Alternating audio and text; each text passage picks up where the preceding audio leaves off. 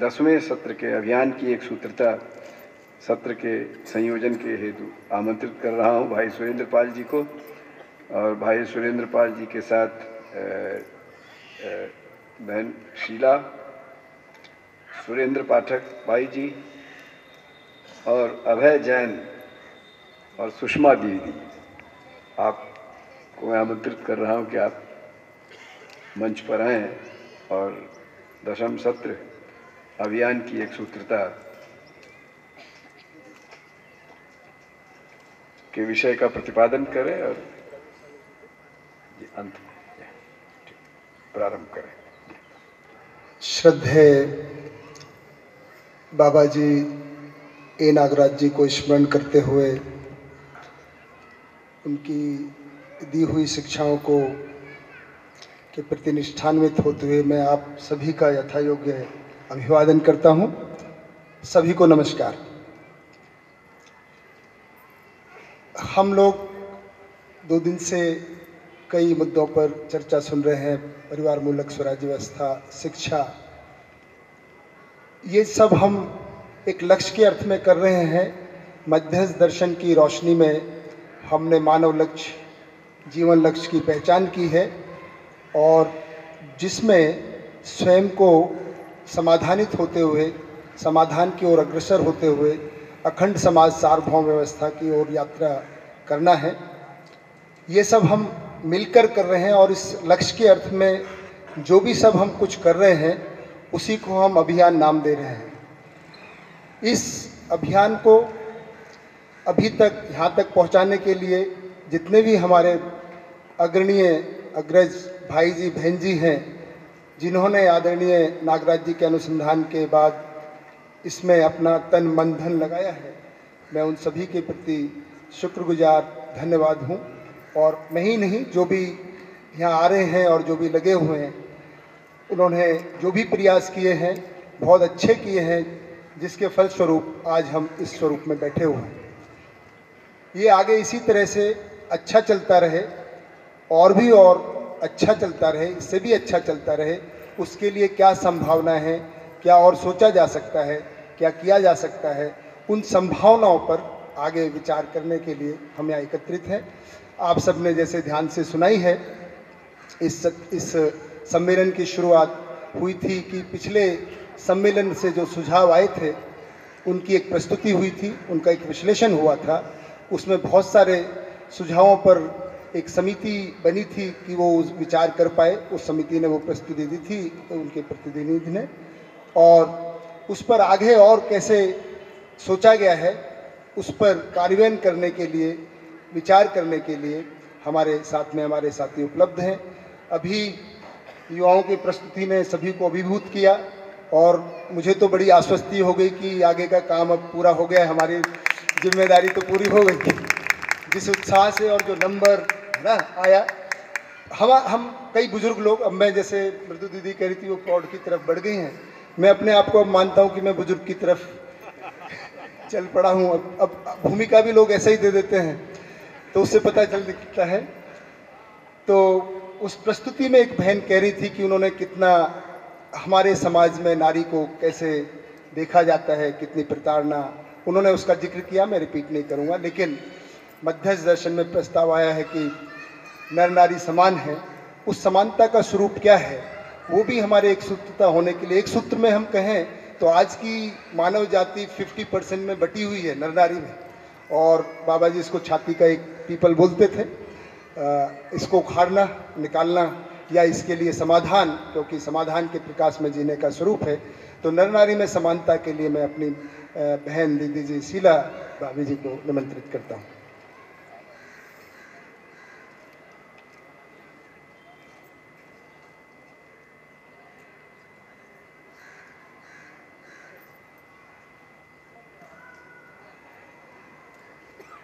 सभी प्रेरकों और शुभ चिंतकों को कृतज्ञता व्यक्त करते हुए और सभी सभा में साथी जो बैठे हुए हैं उनको नमस्ते करती हूँ।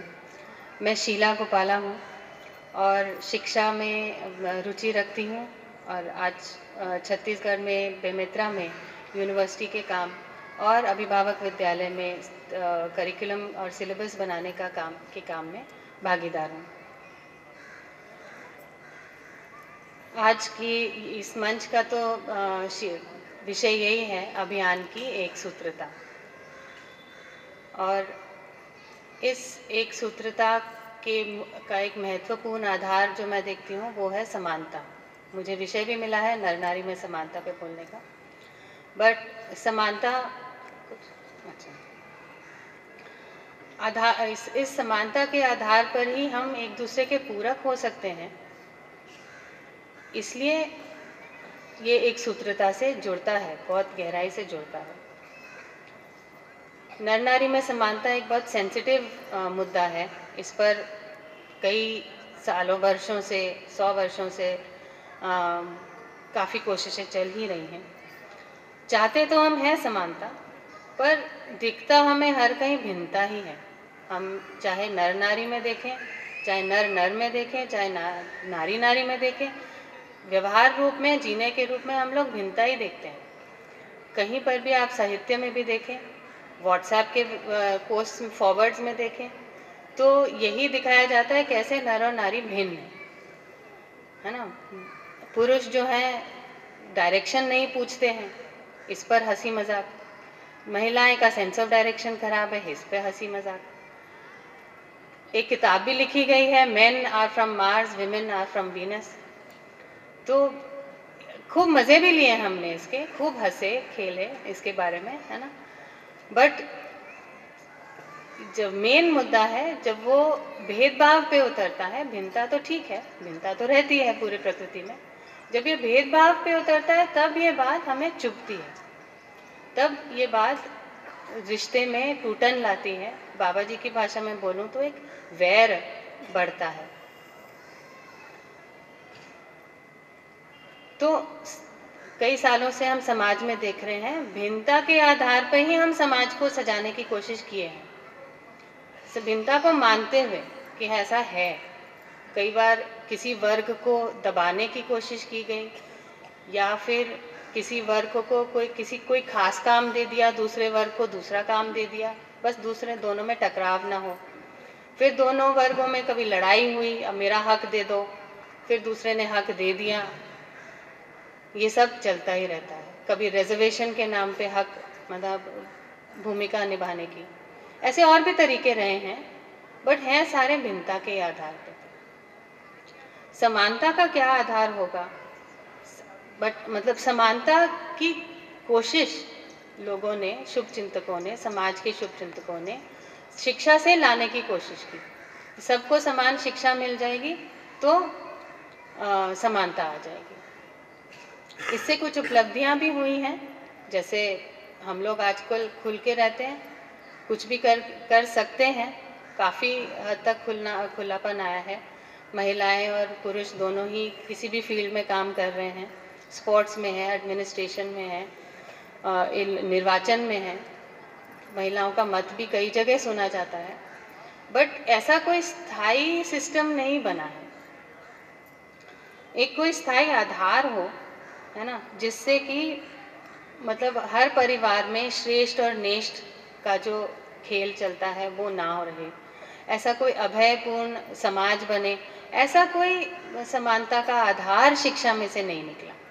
हम शिक्षा में इस आधार को नहीं कर पाए। मध्यस्थ दर्शन में एक स्थायी, सार्वभौम, सर्वकालिक आधार मिला है। हम मानव हैं, मानव जाति एक है, अस्तित्व में हम ज्ञानावस्था की इकाई हैं, इसके आधार पे हमारी भूमिका है। हम सीखने, सिखाने, समझने, समझाने वाली इकाई हैं। मानव का लक्ष्य देखें तो समाधान, समृद्धि, अभय, सहअस्तित्व है। ये सब हमने मध्यस्थ दर्शन में से सुने हैं, पढ़े हैं, अध्ययन किया है।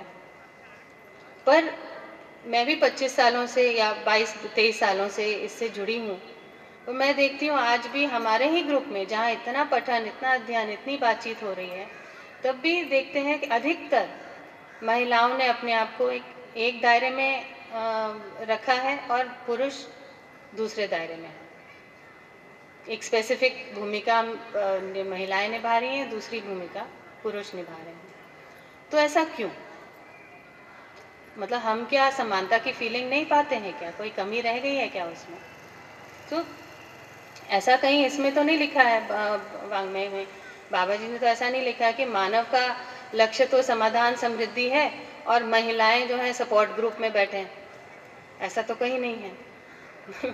पुरुष लोग समझने नहीं लिखा है, पुरुष लोग समझने समझाने वाले हैं और महिलाएं करने कराने वाले हैं, ऐसा कहीं नहीं है। तो क्यों है ये प्रॉब्लम, है ना? कहीं मैं महिलाओं से खास तौर से बोलूँगी, कहीं पर हमने ही अपने दायरे को सीमित कर दिया है। हम ही अपने आप को मानव के रूप में नहीं देख पा रहे हैं ऑन अ डेली बेसिस, हमारा ध्यान इसकी तरफ नहीं है। तो जब तक हम इस अपने आप को मानव के रूप में नहीं स्वीकारेंगे, कंटिन्यूअसली जितना ज़्यादा इसको नहीं स्वीकारेंगे, तब तक हम क्या, ये सोचने की बात है, क्या हम एक जिम्मेदार या ईमानदार परिवार में भागीदारी कर सकते हैं? पूरा तो नहीं कर सकते हैं, ऐसा दिखता है। क्या हम जिम्मेदार नागरिक बन सकते हैं? तो नहीं बन सकते हैं। तो जब तक हम इस अपने आप को मानव के रूप में नहीं स्वीकारेंगे, तब तक हम इस सुपीरियरिटी और इन्फीरियरिटी वाले का जो चक्कर है उसमें हम फंसे ही रहेंगे। एक सूत्रता के लिए ये बहुत ज़रूरी है कि हम सब, पुरुष लोग भी महिला लोग भी, अपने को मानव के रूप में देख पाए। जैसे कि परिवार में हम देखते हैं, अब मैं पुरुष लोग को भी एड्रेस करती हूँ कि एक ही परिवार में एक ग्रुप है जो अपने आप को परिवार संभालने के काम में सीमित कर देती है। मैं सीमित ही शब्द यूज़ करूँगी। दूसरा वर्ग है जो साधन जुटाने में स्वयं को सीमित कर देता है। पर जब तक दोनों ही, नर और नारी दोनों ही, अपने इस व्यक्तित्व और प्रतिभा को, दोनों को संतुलन में नहीं लाते हैं, तब तक क्या ये परिवार ठीक से चल पाएगा? तो मुझे तो यही निष्कर्ष निकलता है कि नहीं चल पाएगा। सही मायने में हम एक दूसरे के पूरक तभी होंगे जब हम अपने को मानव मानेंगे और संतुलन ला पाएंगे। ऐसा हमारा व्यवहार में और काम में, दोनों में संतुलन आएगा। तो ये जो समझ है मानव होने की, समान होने की, ये जब तक हमारे स्वयं में, फिर परिवार के चर्चाओं में, जीने में, शिक्षा में और संविधान में, चारों आयामों में जब तक नहीं आएगा, तब तक एक सूत्रता, समानता तो नहीं स्थापित हो सकती है।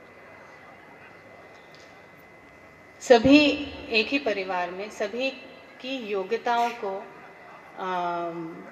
में समानता लाने की, बढ़ाने की, अपनी क्षमता तक पहुंचने की जो योग्यता है, वो सभी परिवार जनों में, मानी युवाओं में भी, माताओं में भी, बहनों में भी, पुरुष लोग में भी, सभी में को अवसर, साधन और प्रोत्साहन मिले। इसके लिए हमें पूरा ध्यान देना होगा, इसकी तरफ और ध्यान होगा। जितना जितना हम ध्यान देंगे, उतना उतना हमारे व्यवहार में संतुलन आएगा, उतनी उतनी एक सूत्रता और तालमेल से हम जी पाएंगे। एक सूत्रता पर और नर नारी में समानता पर मेरे को इतना ही कहना था। महिलाओं, एक मिनट थोड़ा महिलाओं को अवसर और प्रोत्साहन देने के लिए कुछ साल पहले हमने एक ग्रुप बनाया था, उसका नाम था स्तुषी। तो स्तुषी के बारे में हमें दीदी बताएंगे। अब आप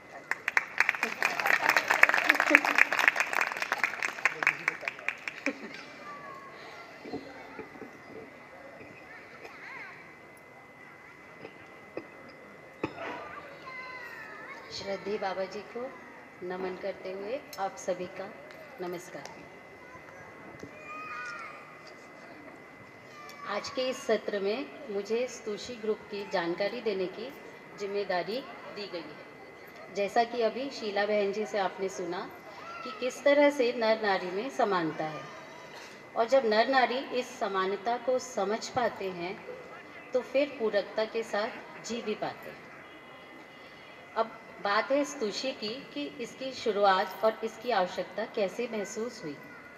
तो बाबा जी की पुण्यतिथि के समय जब अमरकंटक में कुछ बहनों का मिलना हुआ और आपस में बैठकर कुछ चर्चा हुई, तो सभी के मन में कुछ विचार चल ही रहा था, और इस मिलने के दौरान सब ने आपस में कुछ शेयर किया जो उन्हें, किसी को कुछ पीड़ा महसूस हो रही थी या कुछ दिक्कतें आ रही थी या कुछ अपने आप को अभियान से कुछ अलग महसूस कर रही थी।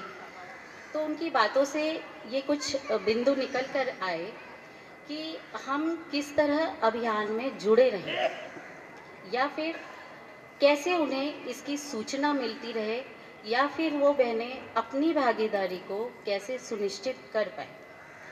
और ये भी बात आई कि कुछ बहनों ने ये बोला कि अलग अलग जगहों पर रहते हुए कुछ बहनें आ नहीं पाती हैं, कुछ पारिवारिक जिम्मेदारियों के कारण वो बहुत सारे कार्यक्रमों में सहभागी नहीं हो पाती हैं। कुछ बहनों की पीड़ा थी कि वो संकोचवश बड़ी सभा में प्रस्तुत नहीं हो पाती हैं। ऐसे बहुत से मुद्दे थे जिन पर बहुत खुलकर चर्चा हुई। तो ये निकल के आया कि आखिर किया क्या जाए, क्या हो इसका रास्ता कि सभी एक साथ जुड़कर आगे बढ़ सके। तो सबने ये निश्चित किया कि एक ऐसा ग्रुप बनाया जाए और इसका नाम सबने स्तुषी दिया। और इसकी पहली जो मीटिंग थी, मैं इसकी जो हालांकि 2 से 3 मीटिंग हुई हैं और उनमें क्या चर्चा हुई है कार्यक्रम के रूप में तो अभी कुछ ऐसा दिखा नहीं है, लेकिन हाँ उनमें क्या हुआ वो मैं आपको बताती हूँ।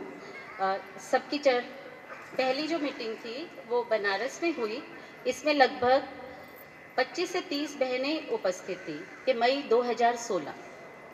इस गोष्ठी में बहनों ने बड़ी ही आत्मीयता से अपनी अपनी अभी तक की यात्रा को खुलकर शेयर किया, एक दूसरे को सुना, समझा और जाना, और उनके बीच एक बहुत अच्छा मैत्री भाव स्थापित हुआ। इसके बाद जो दूसरी मीटिंग थी वो मार्च 2017 को अभिभावक विद्यालय में वार्षिक उत्सव के समय संपन्न हुई। इस मीटिंग में अलग अलग शहरों से 34 बहनें उपस्थित रहीं। हैदराबाद, इंदौर, राजकोट, दिल्ली, नागपुर और रायपुर। इस मीटिंग में अब जो अमरकंटक में ग्रुप बना था, इस मीटिंग में उससे ज़्यादा बहनें उपस्थित थी। तो यहाँ फिर कुछ चर्चा के बिंदु रखे गए, चर्चा के विषय रखे गए कि इसकी आवश्यकता है कि नहीं है। वो सभी बहनों के समक्ष रखा गया कि इसे करना चाहिए या नहीं करना चाहिए, और यदि करते हैं तो इसका क्या उद्देश्य होगा, क्या प्रयोजन होगा, ये बहनें मीटिंग में मिलके क्या करेंगी। तो सभी ने इसकी आवश्यकता को स्वीकारा और इसे 3 दिवसीय रखने का प्रस्ताव दिया। सभी ने मिलकर ये भी निश्चित किया कि इसके प्रयोजन के लिए कैसे सब काम करेंगे, और इस पर भी चर्चा हुई कि क्या क्या काम सब कर सकते हैं। इसके माध्यम से बहनें एक दूसरे को प्रोत्साहित कर योग्यता को बढ़ाने में एक दूसरे की पूरक हो सकती हैं। इस ग्रुप के माध्यम से अलग अलग स्कूल स्थानों पर प्राइमरी स्कूल हम प्रारंभ कर सकते हैं और एक दूसरे का सहयोग भी कर सकते हैं। बाबा जी से संवाद के दौरान यह उन्होंने कहा था कि प्राथमिक विद्यालय तक महिलाएं ही रहेंगी और 6 क्लास के बाद माता पिता दोनों रह सकते हैं। ये भी निष्कर्ष आया कि पाठ्य सामग्री तैयार कर इसे देने का तरीका क्या होगा, इस पर भी सभी बहनें साथ मिलकर काम कर सकती हैं। जहाँ परिवार सही टीम है, केंद्र है, वहाँ तो सब मिलकर काम कर रहे हैं, लेकिन कई जगह ऐसी है कि जहाँ महिलाएं जुड़ी हैं तो कहीं पुरुष जुड़े हैं। तो स्तुषी के माध्यम से उनके लिए आगे बढ़ने में, महिलाओं के थ्रू परिवार को जोड़ने में महत्वपूर्ण जिम्मेदारी ले सकती है। इस बात पर भी चर्चा हुई कि बहनें संस्कृति, सभ्यता और संस्कार पर शोध में भी योग्यतानुसार अपनी भूमिका अदा कर सकती हैं, जिसमें संस्कार के अध्ययन प्रक्रिया और उसे समाज में संप्रेषित करना शामिल है। इस शोध कार्य के लिए 5 ग्रुप तय किए गए, जिसमें सभी ने अपनी रुचि और योग्यतानुसार अपने अपने नाम दिए। प्रत्येक ग्रुप के कोऑर्डिनेटर्स सर्वसम्मति स्वसहमति से तैयार हुए। ये कुछ इस तरीके से बनाए गए, जैसे पहला गर्भ और जन्म संस्कार, दूसरा था शिक्षा संस्कार 5वीं तक, युवक और युवतियों को विवाह के लिए उनकी मानसिक तैयारी करना, ये भी कुछ महिलाओं ने इसे रखा जिसकी जिम्मेदारी ली। उत्पादन के लिए महिलाओं को तैयार करना। 5वां था स्वास्थ्य और शिविर के लिए प्रबोधक बनाने की तैयारी। इन निर्णयों के साथ ये जो दूसरी या पहली मीटिंग का समापन हुआ। कल शाम की गोष्ठी में लगभग 46 महिलाएं उपस्थित थी। ये सभी अलग अलग शहरों इंदौर, रायपुर, बेमेतरा, दिल्ली, वाराणसी, महाराष्ट्र, बिजनौर, बिहार, छत्तीसगढ़, भोपाल और मध्य प्रदेश से आई थी। पिछली मीटिंग में जो निर्णय लिए गए थे, उन सभी ग्रुप्स में अपनी अपनी रुचि और योग्यता के अनुसार सभी ने अपने आप को चिन्हित किया और जिम्मेदारियां ली। जैसे पहले गर्भ संस्कार पर काम करने के लिए 6 बहनों ने अपने नाम लिखाए। प्रबोधक बनाने की तैयारी के लिए भी कुछ बहनों ने अपने नाम दर्ज कराए। प्रबोधक बनने के लिए भी अलग अलग शहरों से कुछ बहनों ने अपने आप को चिन्हित किया। जो एक निर्णय था कि आज के युवाओं को विवाह के लिए मानसिक उनकी तैयारी करना, इसके लिए भी कुछ बहनों ने इस कार्य के लिए अपनी जिम्मेदारी ली। उत्पादन वाले कार्य को करने के लिए जो बहनें इस कार्य में लगी हैं, उन सभी ने अपनी शेयरिंग की और एक दूसरे को बताया कि वो क्या क्या सिखा सकती हैं। कई बहनों ने अपने अपने हुनर की भी शेयरिंग की। तब ये समझ में आया कि कुछ बहनें एकेडमिक डिग्री वाली कुछ नहीं हैं, लेकिन घर परिवार में जीने के आधार पर सबके साथ भागीदारी करने को बहुत कुछ है। अन्य बहनों को इससे प्रोत्साहन मिला और वो भी कर सकती हैं और उन्हें सिखाने के लिए बहुत सारी बहनें उपलब्ध हैं, ऐसा उन्हें आश्वासन मिला। स्वास्थ्य वाले भाग के लिए जो तय किया गया था, उसमें भी काम करने के लिए जब चर्चा हुई तो सभी इस बात से बहुत खुश हुई कि उनके बीच कोई आयुर्वेद डॉक्टर है तो कोई नेचुरोपैथिस्ट है और किन्हीं का इन पर बहुत काम किया हुआ है, तो उनके अनुभव से भी हम सबको बहुत लाभ मिल सकता है। इसमें भी कुछ बहनों ने अपने नाम दिए और इसकी जिम्मेदारी ली। अगली मीटिंग 30-31 मार्च और 1 अप्रैल 2017 को इंदौर में तय की गई। वर्षा दीदी ने सभी को संस्थान में आमंत्रित किया। इस तरह काफ़ी उत्साहपूर्वक, हर्षपूर्वक माहौल में कुछ सार्थक और शुभ संभावनाओं के साथ कल की इस गोष्ठी का समापन हुआ। आप सभी ने मुझे सुना, इसके लिए धन्यवाद।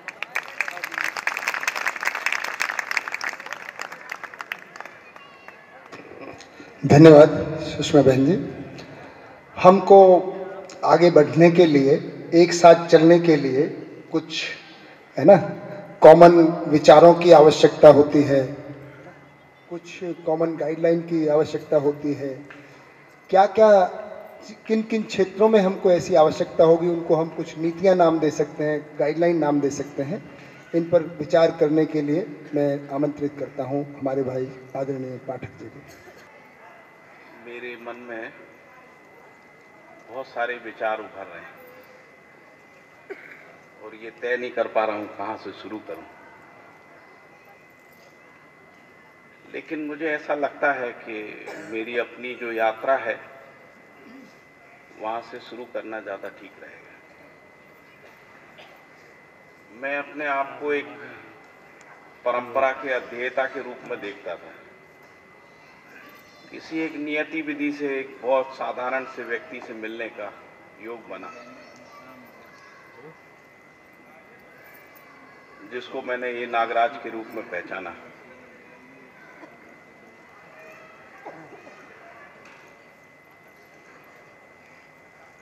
मेरी अपनी एक खोज थी। मैं एक ऐसे व्यक्ति को तलाश रहा था जो मुझे पहचानता हो,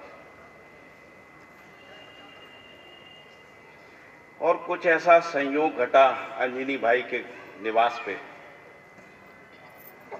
कि मैं जब अपनी पत्नी के साथ बाबा जी से मिलने के लिए जा रहा था, तो जैसे मुझे किसी ने कहा हो कि ज्यादा प्रश्न मत करना, केवल सुनना, समझने की कोशिश करना। और मैं बाबा जी के साथ मिला। वो पहला दिन था और आज तक का दिन है। जो संबंध बाबा जी ने मेरे साथ पहचाना, उसका अंतिम समय तक निर्वाह किया।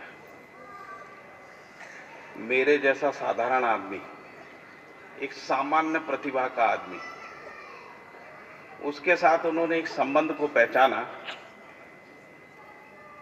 और जब मैंने बाबा जी को देखा था तो मैंने कहा एक बहुत साधारण सा व्यक्ति है, उनमें कोई असाधारणता दिखती नहीं थी। लेकिन पिछले 18 साल मुझे बाबा जी को समझते समझते निकल गए और मैं उनकी असाधारणता को देख के दंग हूं और अपने में ऐसा महसूस करता हूं कि मेरा जीवन सफल हो गया, मेरी खोज पूरी हो गई। मेरे अंदर कोई चीज ऐसी है जो ठहर गई है, जो स्थिर हो गई है। ऐसा मैं अपने आप को पहचानता हूं, अपने आप को देखता हूं बाबा जी के सानिध्य में। मैं जब ये कहता हूं कि संबंध को पहचाना, तो उसका कोई मतलब है। इससे पहले तक जो मेरी यात्रा थी, मैं ऐसा सोचता था कि लाखों लोगों के साथ मेरे संबंध हैं, लेकिन बाद में वो पता लगा कि वो कोई संबंध नहीं है, क्योंकि वो संबंध स्थिर ही नहीं है। अध्ययन करने के बाद पता लगा कि जीव चेतना की रोशनी में जो संबंध है वो अस्थिर ही रहते हैं, क्योंकि संबंध को स्थिति के रूप में परंपरा में पहचाना ही नहीं गया। और पहली बार मुझे बाबा जी ने एक स्थिर संबंध के रूप में पहचाना, और जिस समय उनका शरीर यात्रा पूरी हुई, उस समय तक संबंध जो है वो बना रहा। और मैं ऐसा महसूस करता हूँ आज भी मैं बाबा जी के साथ संबंध में निरंतर जी रहा हूँ, ऐसा मैं अपने में महसूस करता हूँ। मैंने ये बात यहाँ से क्यों शुरू की, उसका मूल कारण ये है कि हमको संबंध को समझना पड़ेगा। हम जिसको अभियान कहते हैं, अभियान का मतलब है संबंध और संपर्क का विस्तार। अभियान का मतलब प्रचार प्रसार नहीं है, और प्रचार प्रसार विधि से संसार में कुछ भी कम्युनिकेट नहीं होता, संप्रेषित नहीं होता। यदि हम अभियान में संबंधों को पहचानते हैं और संबंध और संपर्क को पहचान के संबंध और संपर्क में जी पाते हैं, उसकी स्थिरता को पहचान पाते हैं, तो ये अभियान आगे बढ़ेगा। और मैं पिछले 18-20 साल से देख रहा हूं कि अभियान निरंतर बढ़ रहा है, आगे बढ़ रहा है। वो इस बात का प्रमाण है कि हम लोग काशी में, ऐसा कहा जाता है कि काशी ज्ञान की भूमि है। इस ज्ञान की भूमि में हम लोग, इतने सारे लोग एकत्रित हुए, केवल संबंध और संपर्क के आधार पर, प्रचार प्रसार के लिए नहीं, किसी पद, पैसा और प्रतिष्ठा के लिए नहीं। मुझे लगता है कि इस बनारस की भूमि से ज्ञान को प्रमाणित करने की परंपरा इस सम्मेलन से शुरू होगी, और जो ज्ञान की प्यास बनारस की धरती को हजारों साल से है, वो ज्ञान की प्यास को तृप्त करने वाला मध्यस्थ दर्शन सहअस्तित्ववाद जो है, वो इस बात को प्रमाणित करेगा। और बनारस जो है अपनी हजारों साल की प्यास से तृप्त हो पाएगा। ऐसा लग सकता है लोगों को कि ये कोई अहंकार का उद्घोष है, ऐसा लग सकता है। लेकिन मैं 18 साल की यात्रा में ऐसा पाता हूं, उस आधार पे इस बात को कह पा रहा हूं। मैंने ये देखा है कि बाबा जी से मिलने से पूर्व मैंने जितनी भी आध्यात्मिक यात्राओं का अध्ययन किया और उनको समझने का प्रयास किया, उसमें स्थिरता को, क्रिया शून्यता को, स्थिति को मैं नहीं पहचान पाया। और शुरू में बाबा जी के साथ भी पहचानना नहीं हुआ, लेकिन बाबा जी ने पहचान लिया। जो घटना हुई वो ये हुई, जागृत आदमी पहचान पाता है, अजागृत आदमी नहीं पहचान पाता। अजागृत आदमी तो जागृत व्यक्ति का मूल्यांकन करता रहता है और बाद में उससे उसके अंदर कृतज्ञता, गौरव और पूज्यता और अनन्यता अनुभव में आती जाती है, जो मेरे साथ भी हुआ। मैं धीरे धीरे बाबा जी के प्रति कृतज्ञ हुआ। कृतज्ञता के बाद मेरे अंदर पूज्यता का भाव आ गया। मैं अपने को धन्य धन्य मानने लगा और अभी मैं अनन्यता महसूस करता हूँ। मुझे ऐसा लगता ही नहीं है कि बाबा जी मेरे साथ नहीं है, ऐसा लगता है कि मैं निरंतर बाबा जी के साथ हूँ। ये हो सकता है कभी कभी साथ छूट जाता होगा और उसमें शायद मेरी ही अपनी गलती होगी। कुछ लोग ऐसा भी पहचानते हैं मुझे, मैं कुछ जरूरत से ज्यादा बोलता हूं, लेकिन ये जरूरत से ज्यादा बोलने के पीछे केवल कारण इतना है कि मैं इस अभियान को अपनी यात्रा मानता हूं। ऐसा नहीं मानता हूं कि ये जो अभियान है किसी और का है, मेरा अपना है। और मैं इस अभियान के साथ अपनी तादात्म्यता को, एक सूत्रता को महसूस करता हूं। और मैं ये भी महसूस करता हूं कि जितने भी मेरे भाई हैं, जिनके साथ मैंने एक संबंध को देखा है, पहचाना है, मैं उनको बहुत अपना मान के कुछ बोल देता हूं। कई बार मुझे ये लगता है कि मैं शायद जरूरत से ज्यादा बोल देता हूं और शायद इसके पीछे कुछ पुराना मेरा अपना अभ्यास रहा होगा। और वो अभ्यास ये रहा कि मैं थोड़ा अपने प्रति भी ज्यादा कठोर रहा और ये कठोरता का जो अभ्यास है मुझे परंपरा ने दिया था। तो इसलिए कई बार वो कठोरतावश जो है मैं कोई बात बोल देता हूँ, टिप्पणी कर देता हूँ, कुछ कह देता हूँ। मुझे ऐसा लगता है कि मेरे भाई बहन जो भी हैं, जिनके साथ मैंने एक संबंध और एक यात्रा को 18-20 साल तक जो है निभाया है, वो इस बात को अन्यथा नहीं लेंगे। और यदि कोई चीज़ उनको ऐसी लगी है तो उसको क्षमा करेंगे, अपना भाई समझ के क्षमा करेंगे। 2 मिनट में बात मुझे करना है, लेकिन ये बात ऐसी है कि यदि ये बात मैं नहीं कहता तो शायद वो भावाभिव्यक्ति नहीं हो पाती, जिस भावाभिव्यक्ति के लिए मुझे यहाँ खड़े होकर कुछ बात रखने का जो है अवसर प्रदान किया गया है। तो मूल बात ये थी कि जैसा सुरेंद्र भाई जी ने मुझे निर्देश किया था कि हमको नीतियों के ऊपर बोलना है, आवश्यकताओं के ऊपर बोलना है, अभियान की आवश्यकता, नीतियों की आवश्यकताओं के ऊपर बोलना है। नीति का मतलब होता है नियति, विधि पूर्वक क्रियाकलाप। नीति की सामान्य सी परिभाषा जो है बाबा जी ने दी है, लेकिन इस परिभाषा को नापते नापते नापते 18 साल हो गया और मेरे नापने में, मेरे मेजरमेंट में नहीं आई। और अचानक एक दिन मुझे समझ में आया कि नियम, न्याय, धर्म, सत्य के रूप में जो स्थिति है, उसके अनुसार जो क्रियाकलाप और कार्यक्रमों की रूपरेखा है, उसको सुनिश्चित करना ही नीति के रूप में कार्यक्रम है, जो नियति के लिए है। ऐसा मैं अपने में पहचान पाया। और जब भी नीति की बात होती है तो बाबा जी ने नीति त्रय के रूप में जो है 3 नीतियों का उल्लेख किया है, जिससे आप सब अवगत ही हैं, लेकिन उसमें सदुपयोगिता की नीति और सुरक्षा की नीति जो है मूल रूप से होती है। तो मुझे लगता है ये सब आप यहाँ जो बैठे हुए हैं सब अध्येता हैं, इस सबको जानते ही हैं, इस सुख को पढ़ा ही है। लेकिन जब हम एक सामूहिक जीवन की बात करते हैं, और मुझे ऐसा लगता है कि हम लोगों की जो यात्रा है वो परिवार मूलक स्वराज व्यवस्था के रूप में है, और इसलिए ये व्यक्तिवाद से आगे की यात्रा है, ऐसा मैं पहचानता हूं। व्यक्ति के रूप में जब मैं अपनी पहचान को खोजने जाता हूं तो मैं मिलता नहीं हूं, और मैं ये देखता हूं कि जो मेरी अपनी पहचान है वो मेरा परिवार है या मेरा समाज है, जिसको मैं संबंध संपर्क के रूप में स्वीकार करता हूं।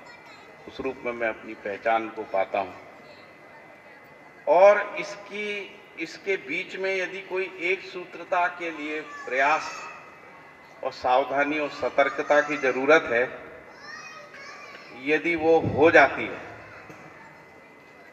तो हम जिनके साथ संबंध को पहचानते हैं उनके साथ अनन्यता को पहचान पाएंगे। मुझे लगता है कि 1 मिनट और मुझे बोलना चाहिए, क्योंकि समय की अपनी मर्यादा है, लेकिन कभी अवसर मिलेगा तो बहुत विस्तार से बात करेंगे। जिनको भी ऐसा लगता है कि इस पे गहन विचार की जरूरत है। मैंने कुछ बातें सोची हैं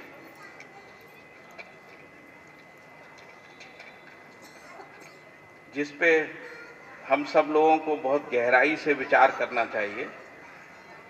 एक बात है जिस पे कई लोगों ने ध्यानाकर्षण कराया है, वो है हमको निर्णय लेने की विधि को सीखना पड़ेगा,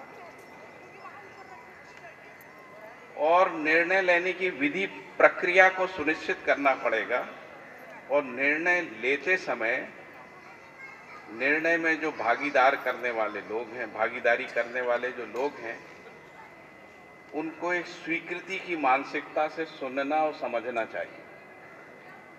यदि हम सुनेंगे और समझेंगे नहीं तो हम निर्णय तक पहुंच तो जाएंगे, लेकिन वो निर्णय संप्रेषित नहीं होगा। एक नई समस्या खड़ी हो जाएगी निर्णय के क्रियान्वयन की। दूसरी बात है जिस पे हमको ध्यान देना है कि जो हमारा गठन का आधार है, परिवार और परिवार से आगे की जो भी सभाएं हैं या जो भी गठन है, यदि उनके गठन के आधार पूंजी के आधार पे, पैसे के आधार पे, पावर के आधार पे,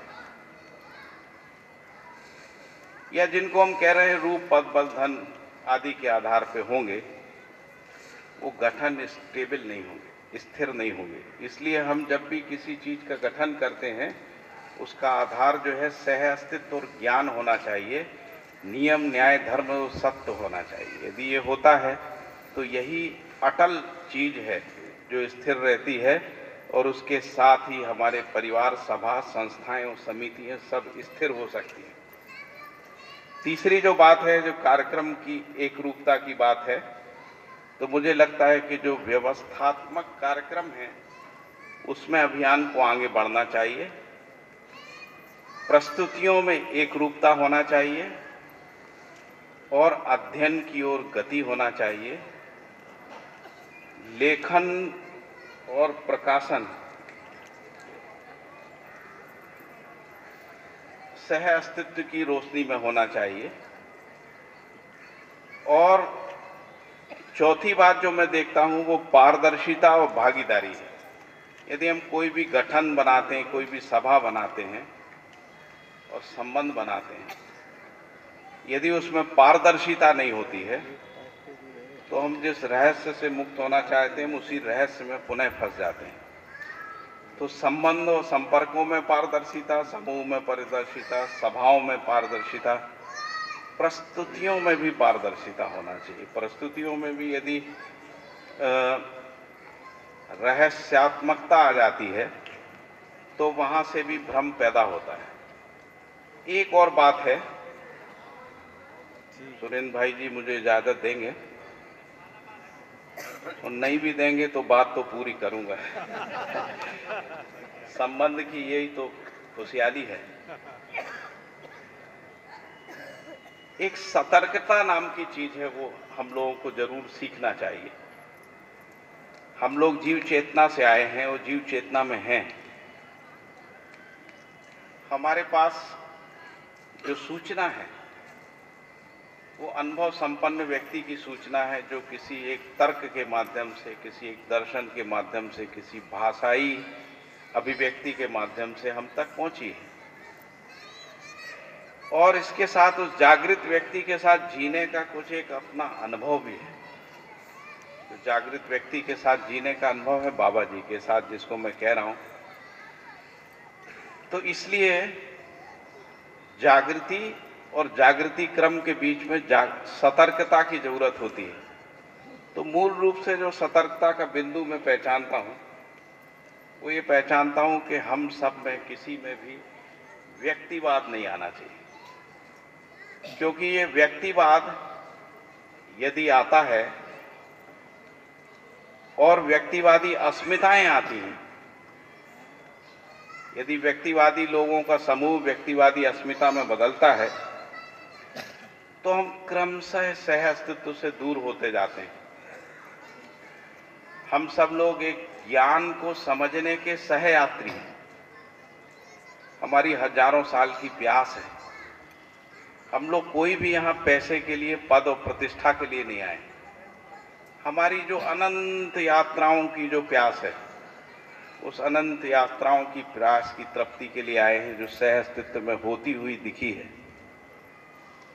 और इसलिए यदि हम पुनः व्यक्तिवाद और व्यक्तिवादी अस्मिताओं की ओर जाते हैं, तो मुझे लगता है कि इस बात के लिए हमको बहुत सतर्क रहने की ज़रूरत है। और हम हर कार्यक्रम में, हर प्रस्तुति में, अपनी भाषाई अभिव्यक्ति में, समझने के कार्यक्रम में सह अस्तित्व के सूत्र को पकड़ के चलें। और ये जो सह अस्तित्व का सूत्र है, वो बिना भाषा की मर्यादा के संभव नहीं है। मैंने भी कोशिश करके देखी है। यदि हम भाषा की मर्यादा को छोड़ के सह अस्तित्व को, सूत्र को समझने की कोशिश करते हैं, हमको पकड़ में नहीं आता है। बस इतनी ही बात मैं कहना चाहता था। कुछ बिंदु और हैं, लेकिन किसी और सभा में बोलेंगे। आप सब लोगों का बहुत बहुत धन्यवाद, बहुत बहुत आभार। विशेष रूप से काशी नगरी का बहुत बहुत आभार, बनारस हिंदू विश्वविद्यालय का बहुत बहुत आभार, BHU IIT का बहुत बहुत आभार। हम इन तीनों संस्थाओं को, तीनों जगह को हम एक बहुत श्रेष्ठता के रूप में देखते रहे हैं। और आज हमको एक मौका मिला है कि मैं कह सकता हूं कि मैं बनारस आ गया हूं।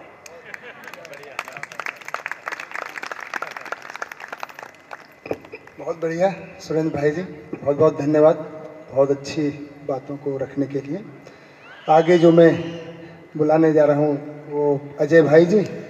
उनके प्रति मैं वैसे भी कृतज्ञ हूँ, क्योंकि उन्होंने ही मुझे मध्यस्थ दर्शन के साथ जोड़ा है।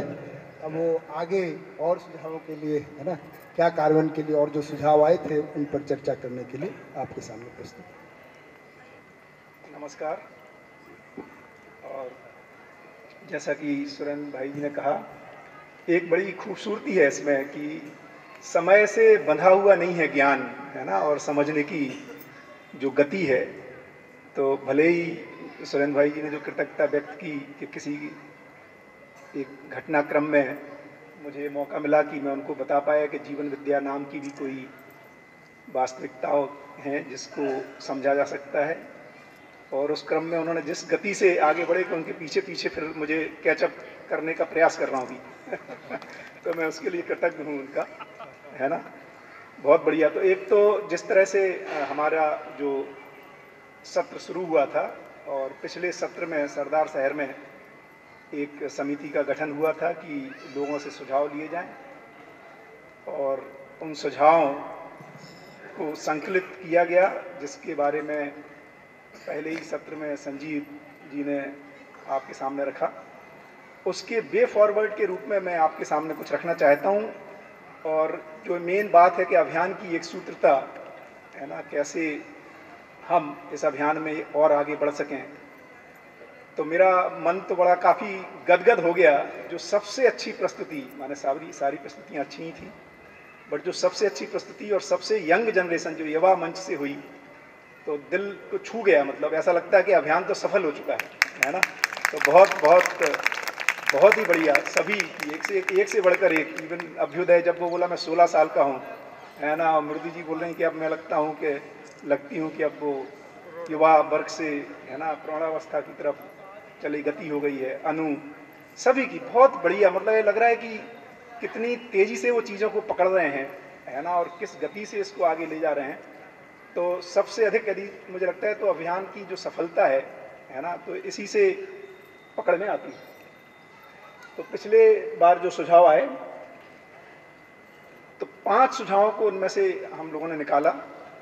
तो पहला तो ये लगा कि महिला प्रबोधकों की संख्या को बढ़ना चाहिए, और इस सत्र में भी काफ़ी लोगों ने इसको सराहा कि काशी में जो ये सम्मेलन हो रहा है, इसमें लगभग बराबर संख्या दिखाई दे रही है। तो ये बहुत अच्छी शुरुआत है, क्योंकि ऐसा कई बार सुषमा दीदी ने भी जैसे कहा कि ऐसा लोग मानते रहे हैं कि ये जो प्रोग्राम है ना, ज्ञान का, ऐसा लगता है इसे ये बहुत स्पेशलाइज्ड डोमेन केवल पुरुष वर्ग के लिए है ना। तो अब ऐसा दिखने में आ रहा है, और जिस तरह की अभिव्यक्तियाँ हो रही हैं, जिस तरह का जुड़ाव हो रहा है, और जिस तरह की अभियान को और मजबूत करने के लिए परिवार मूलक, जिसको बाबा ने कहा है, और जो हमको बहुत स्पष्ट रूप से दिखाई देता है कि इसकी सफलता जो है पूरा का पूरा परिवार मूलक है, और उसमें इक्वली जिम्मेदार जो महिलाओं की, है ना, माँ की, पत्नी की, बहन की, बच्चों की जो भागीदारी है, उसके बिना ये संभव हो ही नहीं सकता। तो इसकी संख्या को बढ़ने की एक आवश्यकता लगी, और जैसा कि दीदी ने रखा कि स्तुति ने इसको ऑलरेडी एक प्रोग्राम के रूप में स्वीकारा हुआ है, तो बहुत बढ़िया। दूसरा ये लगता है कि जो विद्यालय, एक अभिभावक विद्यालय है, उसके तर्ज पर कुछ और शुरू हुए हैं इंदौर में, बुल्डाना में, है ना, महेंद्र भाई कह रहे हैं कनाडा में। तो इनको भारत में ही कैसे लगभग या पूरे विश्व में ही 2020 तक 10 अभिभावक विद्यालय खुल जाएं, ऐसा एक, हाँ, मोहनलाल जी कह रहे हैं कि वहाँ भी कुछ चल रहा है एक।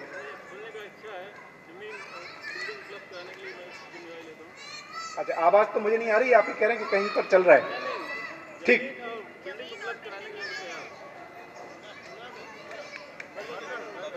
अच्छा, ठीक, बिल्डिंग, बढ़िया, बहुत बढ़िया, क्या बात है, बहुत बढ़िया। तो ये पूरे ग्रुप को लगा जिन्होंने संकलन किया इसका। दूसरा जो बहुत ही महत्वपूर्ण लगता है कि 2020 तक, है ना, 100 परिवारों के साथ साथ रहने का प्रयोग सफल हो जाए, जिसमें मुझे लगता है कि 3 केंद्र, हम सबको ऐसा लगा कि मानव तीर्थ जो अपकमिंग एक प्रयोग के रूप में आगे आने वाला है, इंदौर जिसमें बहुत ही अच्छे रिजल्ट्स आ रहे हैं, मैं भी बीच में जाता रहता हूँ, हमारे सभी साथी जाते रहते हैं, और जहाँ लगभग 18 परिवार हैं, जैसा दीदी ने, वर्षा दीदी ने बताया कि 4 परिवार और आने वाले हैं, तो कैसे 100 परिवारों तक ये सफल हो। CBMS यूनिवर्सिटी जो लगभग अगले साल या उसके अगले साल शुरू होने वाली है, वो भी किस तरह से 2020 तक पूरी तरह से इस्टेब्लिश हो जाए, ये भी एक काफ़ी इम्पोर्टेंट माइलस्टोन होगा हम सब के लिए। और आने वाले 1-2 सालों में लगभग 50 गांव और शहरों में छोटे छोटे समूह में गोष्ठियां शुरू हो जाएं, जिस तरह से जीवन विद्या चैप्टर्स, है ना। तो बढ़िया, नेक्स्ट में इन्हीं 5 मुद्दों पर थोड़ी सी और डिटेलिंग हमने की है, कैसे इसको नापेंगे, जल्दी कीजिएगा। तो महिला प्रबोधकों की संख्या को बढ़ने का जो क्रम है, विशेष टीम का गठन हो, ये इसको समिति और डिसाइड करेगी।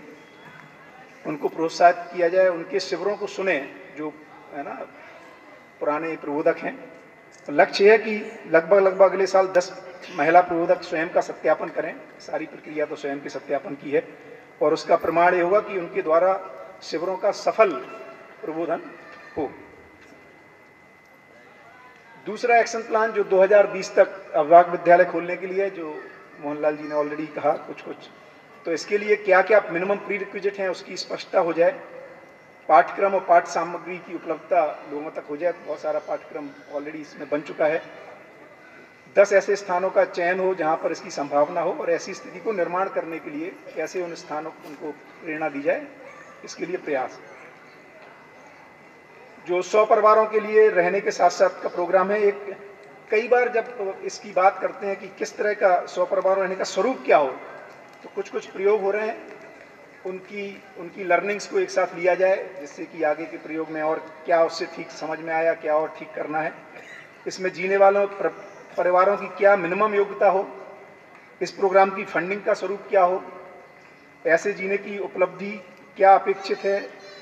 ये तो बहुत स्पष्ट है कि अखंड समाज और सार्वभौम व्यवस्था से किस तरह से जुड़ता है, कितनी जमीन की आवश्यकता होगी आदि सवालों के जवाब इस प्रारूप में हो। तो ऐसी एक अपेक्षा है कि कमेटी या टीम जैसे बने जो इन सब सवालों का इन सब जगहों पर जहाँ प्रयोग हो रहे हैं वहाँ से ही लोग होंगे उसमें, ऑब्वियस है, और इसके ऊपर एक पूरा एक मंथन हो और एक स्वरूप निकल के आए। और जो प्रोग्राम हमें लगता है कि बहुत सारे परिवार तैयार हैं। जब मैं बात करता हूँ अलग अलग जगह तो ऐसा लगता है कि बहुत सारे लोगों का मन है इससे जुड़ने का, तो उनके लिए क्या योग्यता चाहिए जिससे कि उससे जुड़ सकें, उसको कैसे संपन्न किया जाए, सफल किया जाए, इस पर हम सबको सोचने की जरूरत है। दूसरा, CBMS यूनिवर्सिटी की डिटेलिंग टीम करी रही है। हम लोग बहुत रेगुलरली मिल रहे हैं, जैसा कि राकेश गुप्ता जी ने ऑलरेडी पिछले उसमें बताया क्या क्या काम हो चुका है, तो उसमें मैं नहीं जाऊँगा। यूनिवर्सिटी में फैकल्टी एवं स्टूडेंट्स की रहने की डिटेलिंग पर चर्चा हो रही है। विजन 2020 है ना, यूनिवर्सिटी को डेवलप करने के लिए सभी का सहयोग सुनिश्चित कैसे हो, सब में हम लोग अपनी भूमिका कैसे और रोल प्ले कर सकते हैं। दूसरा, जो आने वाले सत्रों में 1-2 सालों में हम चाहते हैं कि 100 गाँव में या शहरों में छोटे छोटे समूह बने, ऐसे चैप्टर्स खोले जाएँ, उनमें वीकली मीटिंग्स हों, उनका फॉलोअप लिया जाए, एक मैकेनिज्म को तैयार करें और एक समिति रेगुलर टॉपिक भेजे। कई बार लोग बोलते हैं गोष्ठी में समझ में नहीं आता बात क्या करनी है ना, तो कुछ निश्चित टॉपिक्स हों, उस पर क्या चर्चा करनी है, जो लोग इन सब पे चर्चा कर चुके हैं। श्याम भाई से हमने मंगाई थी, कई बार उन्होंने कुछ अच्छे, कानपुर के जो श्याम भाई उन्होंने कुछ बना रखे हैं, और भी आपस में हम लोग इसको और समृद्ध कर सकते हैं। और उस चर्चा से क्या, उसका फाइनल ऑब्जेक्टिव क्या है कि गोष्ठियों का पर्पज ये है कि लोग अध्ययन के लिए तैयार हो जाएं। तो परिचय शिविर का जिस तरह से सोम भाई कहते हैं कि ऑब्जेक्टिव है कि गोष्ठियाँ शुरू हो जाएँ, और गोष्ठी का ऑब्जेक्टिव है कि अध्ययन शुरू हो जाए, और अध्ययन का ऑब्जेक्टिव है कि 100 परिवार वाली जो परिवार मूलक स्वराज व्यवस्था है, उन केंद्रों में लोगों की भागीदारी शुरू हो जाए। ओवरऑल यदि देखेंगे इसको, तो कार्यक्रमों के प्रोत्साहन और उत्साह वर्धन के लिए इस तरह का सुझाव है कि समितियां बने, जीवन विद्या के लोक व्यापीकरण के लिए, शिक्षा के मानवीयकरण के लिए, परिवार मूलक स्वराज व्यवस्था के लिए, परस्पर मैत्री, संवाद एवं पूरकता के लिए, और समझ की एक सूत्रता के लिए। ये सारे प्रोग्राम मुझे लगता है, जैसे बाबा ने 3 योजनाएं दी, एक्चुअली रूट में देखेंगे तो एक ही योजना है, वो है अखंड समाज सार्वभौम सफल व्यवस्था को सफल करने के लिए लोक व्यापीकरण।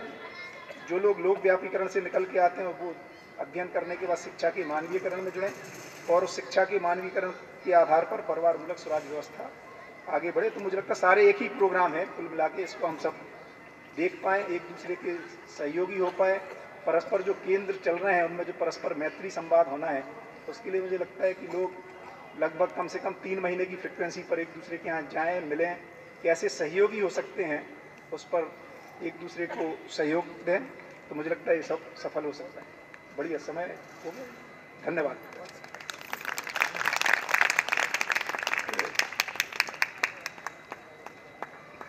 बहुत सुंदर अजय भाई, बहुत कम जितना समय था उससे 1 मिनट कम में आपने ना बहुत अच्छे से उसको समराइज कर दिया।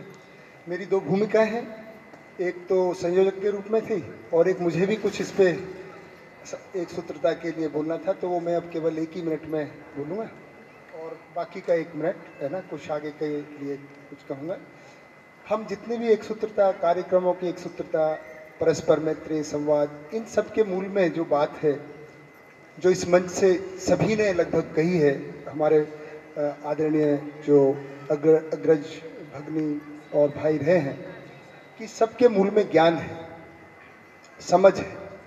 वो हमारी समझ होगी तो आगे का हमारे, क्योंकि हम समझेंगे तो हमारे विचारों में एक सूत्रता, हमारे कार्यव्यवहार में एक सूत्रता, और हमारे कार्यव्यवहार में एक सूत्रता, तो परस्परता में एक सूत्रता, और फिर अखंडता की तरफ बात बढ़ेगी।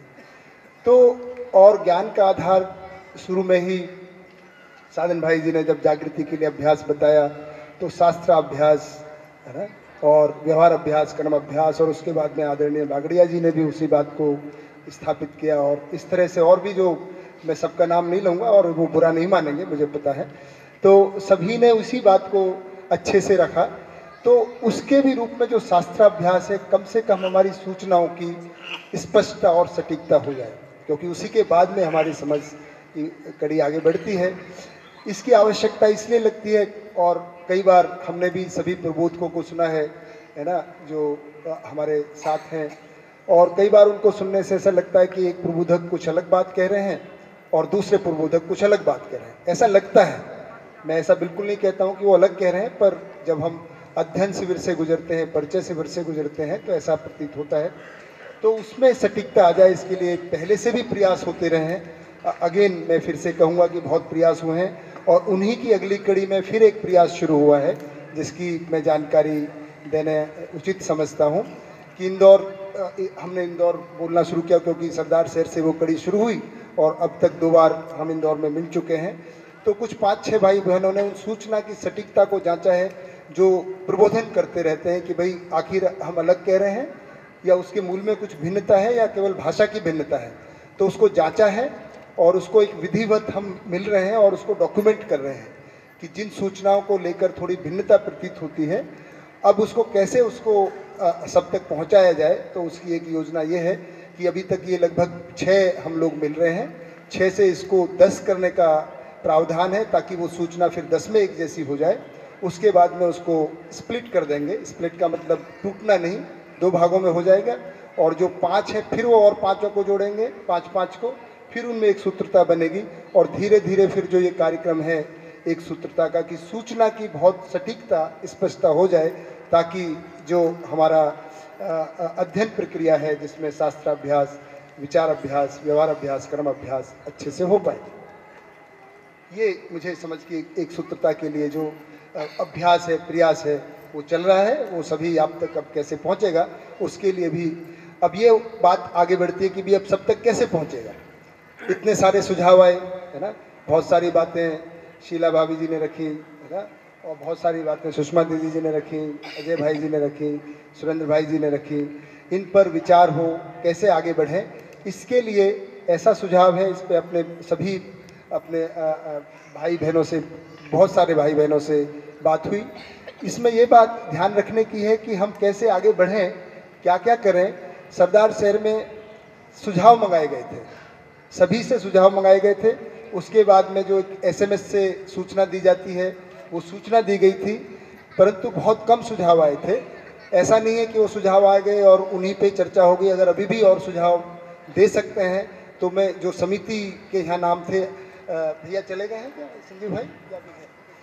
चले गए, कोई बात नहीं। पहली स्लाइड अगर आ जाती है जिसमें समिति के नाम रखे हुए हैं, तो उनमें किसी भी समिति के सदस्य को, तो वो एक समिति बनाई गई थी कि इन सुझावों पर, अब ये तो आप ही बताएंगे हमने अच्छा काम किया कि नहीं किया। सभी समिति ने मिलकर उन सुझावों पे बिल्कुल विचार किया, और आगे क्या किया जा सकता है उस पर कुछ सोचा और आपके सामने रखा। अब इस समिति का जो कार्यक्रम है वो ऐसा है कि इन सभी सुझावों को आगे बढ़ाने के लिए सभी परिवार समूहों से, जिसको कभी कभी हम केंद्र भी बोल देते हैं, उनसे रिप्रेजेंटेशन के आधार पे एक और समिति होगी, और उस समिति के जन्म के साथ इस वाली समिति की मृत्यु हो जाएगी। पुनर्जन्म भी हो सकता है, इसमें कुछ सदस्य जो है उसमें जा सकते हैं, पर ये समिति का अब इतना ही योगदान है, इतनी जिम्मेदारी है कि सभी से, ताकि जो भी सुझाव आए हैं सबसे सलाह मशवरा करके वो इनको कैसे कार्यान्वित करें, जो भी एक्शन प्लान की बात हुई उस पर काम करेंगे। और इस तरह से हम एक साथ मिलकर अखंड समाज सार्वभौम व्यवस्था की तरफ बढ़ेंगे। आप सभी को बहुत बहुत धन्यवाद। नमस्कार।